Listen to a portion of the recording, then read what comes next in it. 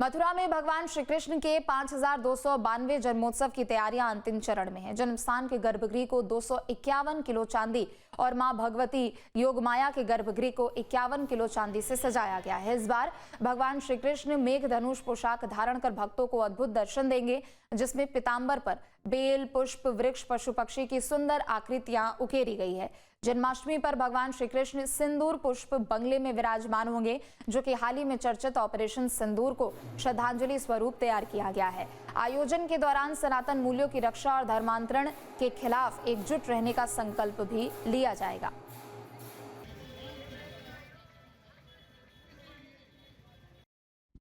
तो मथुरा में भगवान श्री कृष्ण के 5292 जन्म तिथि की तैयारी है इस बार, और इस बार कई ऐसे अनोखे चीज भी यहाँ देखने को मिलेंगे। चूंकि ऑपरेशन सिंदूर के सम्मान में यहाँ पर एक खास तैयारी भी यहाँ पर की गई है। इसके अलावा सुरक्षा के भी पुख्ता इंतजाम किए गए हैं। चूंकि बड़ी संख्या में भक्तों की मौजूदगी उस दिन श्री कृष्ण नगरी मथुरा में रहने वाली है, तो सभी तैयारियां यहाँ अंतिम रूप में है।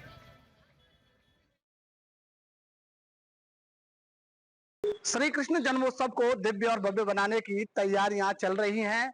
किस तरीके से अब की बार दिव्य और भव्य उत्सव रहने वाला है, ये सब जानकारी करने के लिए हमारे साथ श्री कृष्ण जन्म स्थान के सचिव हैं कपिल जी।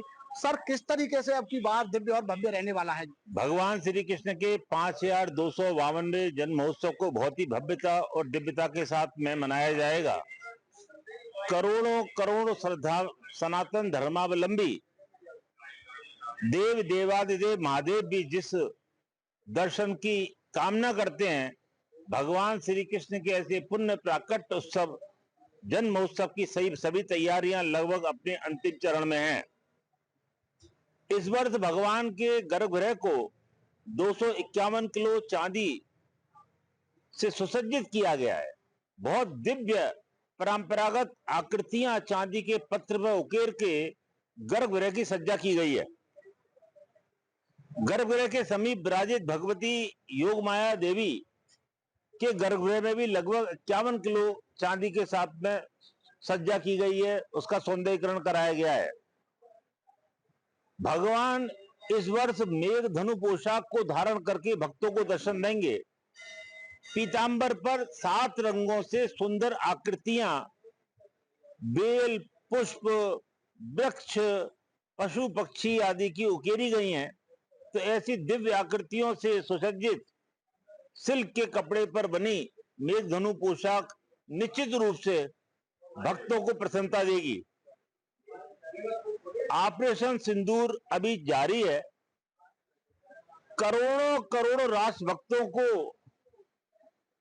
जिसने परम गौरवान्वित किया और विश्व को अचंभित किया, ऐसे ऑपरेशन सिंदूर को नमन करते हुए इस वर्ष निश्चित किया गया है कि भगवान सिंदूर पुष्प बंगले में विराजमान होकर भक्तों को दर्शन देंगे। दृढ़ और राष्ट्र भक्ति से ओतप्रोत नेतृत्व, परम पराक्रमी सैन्य बल और प्रखर कूटनीति, इन तीनों का संगम ऑपरेशन सिंदूर है, यह कहना अतिशयोक्ति नहीं होगी। करोड़ों करोड़ कृष्ण भक्त जो विभिन्न माध्यमों से भगवान को सिंदूर पुष्प बंगले में विराजमान श्री ठाकुर जी के दर्शन करेंगे, तो उनको आध्यात्मिक आनंद की प्राप्ति तो होगी, साथ ही गौरवमयी अनुभूति भी उनको होगी।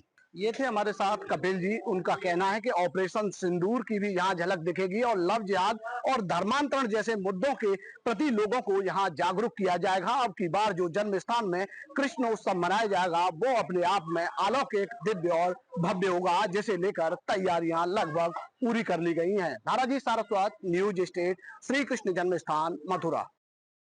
जहाँ भक्ति है हर शब्द में, कथाओं में छुपे हैं दिव्य रहस्य और ज्योतिष देता है जीवन को दिशा। धर्म से जुड़ी हर बातों को जानने के लिए हमारे चैनल स्तुति को सब्सक्राइब करें। चैनल पर जाने के लिए इस लिंक पर क्लिक करें।